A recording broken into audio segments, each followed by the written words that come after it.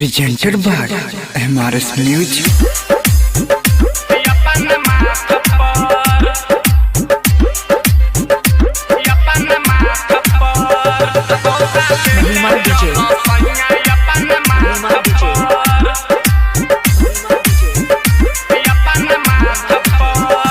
छठी माई के पूजा अशोक में राजा छठी माई के पूजा अशोक में राजा बड़ भीड़ लगेला बसैठा के घाट पर दौड़ा ले चल सैया अपन माथ पर दौड़ा ले चल सैया अपन माथ पर महिमा डीजे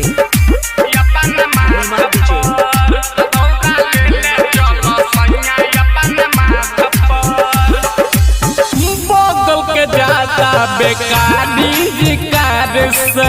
हथवा में धोके हाथ में हड्डी के साथ में सुना तानी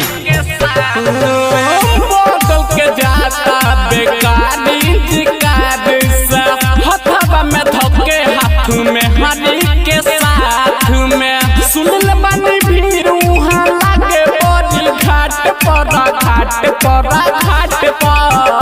दौड़ा लेके चली सैया अपन माथ पर दौड़ा लेके चली सैया अपन माथ पर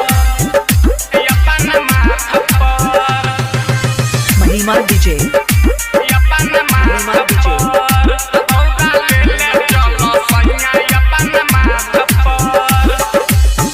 बबलू पे दर्दी सैया करी जनी देरी हाली से चली भइल अरग के बेरी